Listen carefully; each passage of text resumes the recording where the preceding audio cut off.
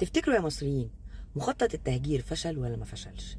تفتكروا كل المساعي والمحاولات دي هتقف دلوقتي ولا مش هتقف؟ هتقف للأبد ولا هتستمر شوية ولا هتهدى وترجع تاني؟ التاريخ هيقف طويلا متسمرا امام الاحداث اللي بتحصل الايام دي. يعني بعد ما ترامب كان بيقول لك مصر والاردن هياخدوا كده كده الغزاويين ومفيش الكلام ده، وانا هفضي قطاع غزه وههجر الناس اللي فيه كلها وهاخده اعمل فيه منتجعات، طلعت وزاره الخارجيه قالت له مش هيحصل. طلع الرئيس بنفسه قال له ظلم لن نشارك فيه. وبص يا عم الحاج، انا ممكن انزل لك المصريين كلهم دلوقتي يقول لك لا مش هيحصل عشان ده مش قراري الشخصي، ده قرار المصريين كلهم وموقف ثابت للدوله المصريه. رجع قال لك لا هم بيحبوني، مش هيقدروا يرفضوا لي انا طلب، وهياخدوهم كده كده. هم ممكن يرفضوا لبايدن لكن ما يرفضوليش انا طلب ابدا ابدا. طلعت الخارجيه المصريه تاني قالت له لا في تهجير لمصر ولا للاردن ولا في تهجير من اساسه. ها قلت ايه؟ رجع ترامبو تاني قال لك لا اصلا السعوديه ما اتكلمتش في حل الدولتين واصلا هي عايزه السلام ايا ما كان شكل السلام ده ايه. راحت رد المملكه العربيه السعوديه ببيان قالت له لا يا عم الحاج احنا عايزين حل الدولتين وعايزين الموضوع ده يهدى ومفيش تطبيع الا لما تخلصوا الليله دي. راح النتن دماغه وزه، طلع تصريحات قال لك طب ما انت يا سعوديه كبيره وعندك صحراء كتيره وفلوسك كتيره يا حبيبتي، خديهم عندك انت ويبقوا عندك وخلاص. ردت وزاره الخارجيه المصريه ببيان طرقع على قفاه، قالت له خد عندك يلا بتصريحاتك المنفلته دي، يلا لم روحك واعرف ان السعوديه ومصر حاجه واحده. والسعوديه خط احمر، فاكر يلا الخط الاحمر يلا. التهجير بالنسبه لنا احنا خط احمر، خط احمر لن نقبل به ولن نسمح به. لا تهجير، لا تهجير للفلسطينيين في قطاع غزه الى مصر، ده خط احمر بالنسبه لنا. كل شويه هيحط لكم خط احمر، جرى ايه؟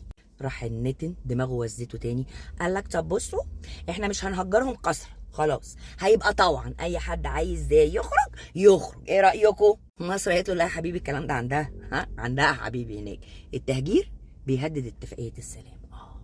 راحت اسرائيل ردت قالت لك لا احنا ملتزمين يا باشا باتفاقيه السلام، مفيش الكلام ده، مفيش الكلام ده خالص. في النص بقى يطلع لك زي الخازوق كده مندوب اسرائيل في الامم المتحده يقول لك ايه يا جماعه السلاح اللي عند مصر ده كله هو انتوا محتاجينه في ايه؟ هو انتوا عندكم تهديد لا سمح الله؟ انتوا متهددين في حاجه؟ محتاجين السلاح ده كله في ايه؟ راح مديها لهم صايمه في وشهم مندوب مصر في الامم المتحده قال له حبيبي احنا دوله كبيره وقوه عسكريه كبيره وعمرنا ما كنا تهديد لحد ولا بنعتدي على حد، لكن احنا بنستخدم سلاحنا للردع، سامعني ياض. في نفس الوقت ده بقى كان الرئيس السيسي كلف وزير خارجية مصر ان هو يبتدي يعمل اتصالاته علشان يشكل رأي عام كامل ضد التهجير. راح طالع مستشار ترامب لوسائل الاعلام قال لهم اصلا المخطط ده ما ينفعش يتنفذ على ارض الواقع وفي قدر من التهور واحنا عارفين ان مصر مش هتتراجع والله. راحت مصادر بقى مصرية ردت على الاعلام الامريكي قالت له بص يا باشا اي محاولة للتهجير معناها الدخول في صدام مع مصر وكل الخيارات مفتوحة. راحت رد عليهم مصادر امريكيه قالت لهم لا يا باشا احنا مش مستعدين للدخول في صدام مع مصر خالص ولا اي دوله عربيه تانية اساسا من اساسه يعني. وفجاه اخويا ترامب راح طلع قال لك ايه اصلا اقتراحي ده كان مجرد فكره، كان مجرد فكره، كنت بهزر معاكم بهرق يا جماعه، انتوا ليه واخدين الموضوع بجد كده؟ انا محتاجه اتروى شويه، سيبوني اتروى وافكر شويه. مفيش الكلام ده خلاص، مفيش انسوا انسوا. طب كان ايه لزومه من الاول؟ هي فرهده وخلاص يا جدعان، تصريحات رايحه وتصريحات جايه ومصادر جايه ومصادر رايحه، ما خلاص بقى ما نهمل بقى شويه.